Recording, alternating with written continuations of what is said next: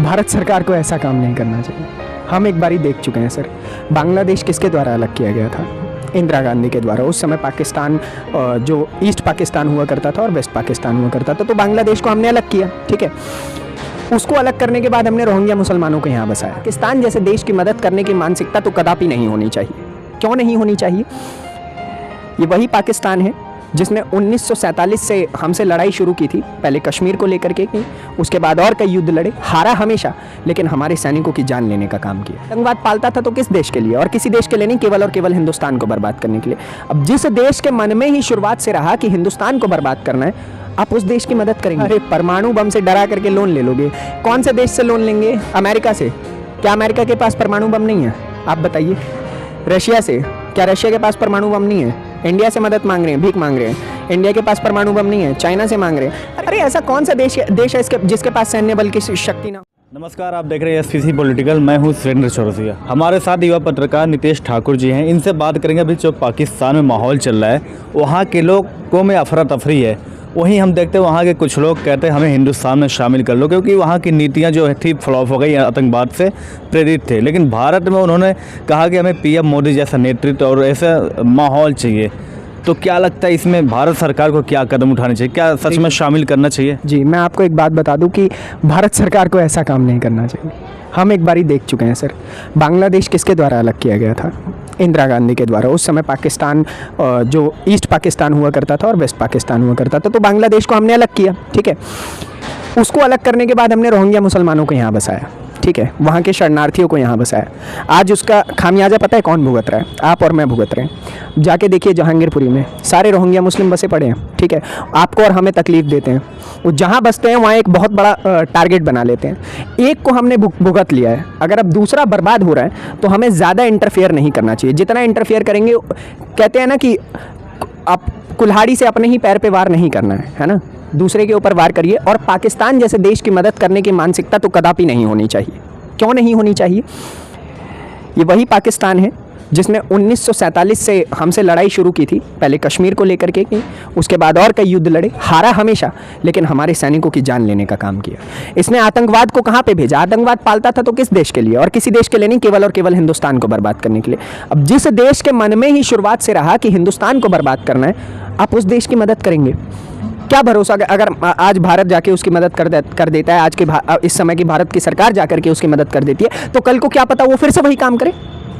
कोई भरोसा नहीं है। ना आप ट्रस्ट कर सकते हैं, ना मैं ट्रस्ट कर सकता हूँ।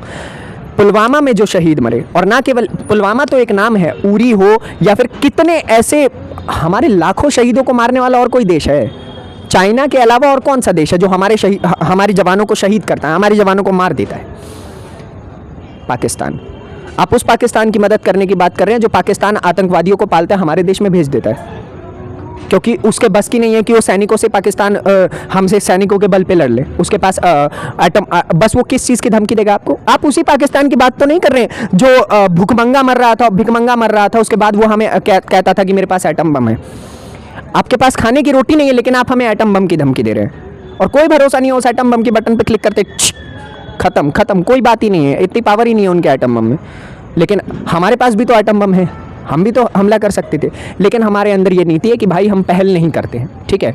हम सबका सम्मान करते हैं और राष्ट्र सर्वोपरि है हमारे लिए, और वसुदेव कुटुंबकम, यानी कि पूरी पृथ्वी पे जो लोग रह रहे हैं सभी हमारे माता पिता भाई बहन। वो तो अभी भी कर रहे हैं, हमारे हाथ में दूसरे ठीक है कटोरा, लेकिन दूसरे हाथ में परमाणु बम है। इससे हम दुनिया को डरा के हम कम से कम लोन तो ले सकते हैं। अरे परमाणु बम से डरा करके लोन ले लोगे?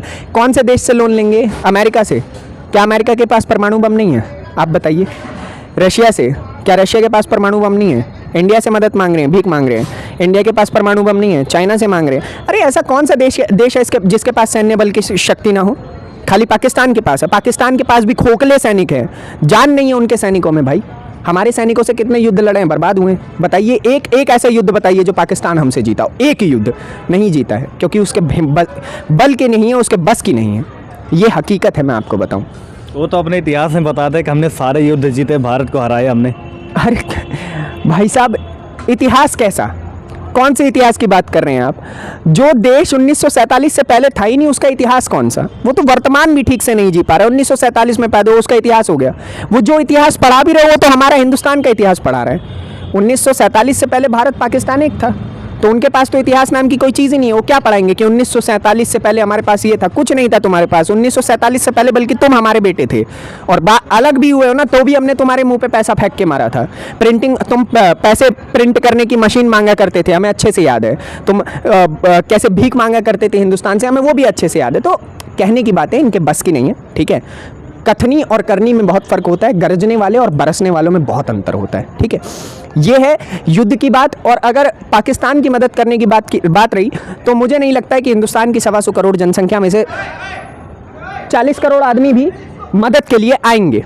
हकीकत ये है जी। अच्छा, हम एक चीज़ देखते हैं कि वहाँ के जो नेता हो रहे हैं या प्रधानमंत्री पद पे या फिर सत्ता पक्ष में होते हैं, भारत की बुराई करते हैं, भारत के लिए गालियाँ देते हैं और भारत को परमाणु बम की धमकी देते हैं। लेकिन वहीं हमने इमरान खान को देखा, मैं इमरान खान की बात कर रहा हूँ, लेकिन जब विपक्ष में गए, सत्ता उनसे छिन गई, तो भारत की नीतियों की खुल के तारीफ कर रहे। अपने रैली में जयशंकर जो हमारे विदेश मंत्री, उनके वीडियो चला रहे, देखो भारत की नीतियाँ कितनी अच्छी, हमें भी ऐसे काम। तो क्या लगता है कि वहाँ जो सत्ता पक्ष में जब होता है, उनको ये चीज़ें क्यों नहीं दिखाई देती? वहाँ के सत्ता पक्ष में ये चीज़ें इसलिए नहीं दिखाई देती है क्योंकि आर्मी वाला जो होता है ना, उनको लाठी मारता है, डंडे मारता है। ये हकीकत है। आर्मी मैन सीधा मारेगा भाई कि तू भारत की तारीफ कर रहा है, वहाँ का आर्मी हेड जाके सीधा, आर्मी चीफ जाके सीधा थप्पड़ ही थप्पड़ मार देगा, है कि नहीं? तो फिर कहने की बातें हैं ये सारी चीज़ें जी। और देखेंगे आप, जब वो विपक्ष में चला जाता है तो क्या करता है? तारीफ करना शुरू कर देता है, क्योंकि उसको फंड चाहिए। उसे पता भारत में बहुत पैसा है और यहाँ पे कुछ नमक हराम लोग बैठे हुए हैं आपके और हमारी नज़रों में लगातार आते रहते हैं, जो फंड देखते रहते हैं। नाम नहीं लूंगा मैं, आपको भी पता है भाई, सब क्या मुस्कुरा रहे हैं? आप पत्रकार हैं, आपको नहीं पता है? हम भी पत्रकार हैं, हमें भी पता है। अच्छा, यहाँ पे भारत में कुछ लोग बात करते हैं, आप भी सुने होंगे शायद, आपके मन में शायद ख्याल होगा कि अखंड भारत की बात करते हैं। क्या अखंड भारत पाकिस्तान के बिना पूरा होगा? कैसे पूरा हो जाएगा? सिंध राष्ट्रगान में आता है ना, पंजाब सिंध गुजरात मराठा द्राविड़ उत्कल बंग, है ना? तो फिर सिंध के बिना हिंद पूरा नहीं हो सकता। डॉक्टर तारिक फतेह जी भी ये बात कहते हैं। सिंध के बिना हिंद पूरा नहीं है। एक समय पे आके लेंगे जब पाकिस्तान बिल्कुल भारत के, हिंदुस्तान पूरे विश्व के नक्शे से मिट चुका होगा, तब पाकिस्तान पता है किसका होगा? हिंदुस्तान का, है ना? अफगानिस्तान से लेके नीचे म्यांमार तक सब हमारा है और लेके रहेंगे। तो फिर तो आप कह रहे हो कि उनको हम लेके क्या करेंगे? वो तो आतंकवादी है, ये जहाँ उनकी नीतियाँ धुल जाएंगे ना पाप एक समय। तो फिर कैसे धुलेंगे वो? हम धोएंगे भाई। हमारे आर्मी मैन किस लिए खड़े हैं? पकड़ पकड़ के चुन चुन के मारेंगे।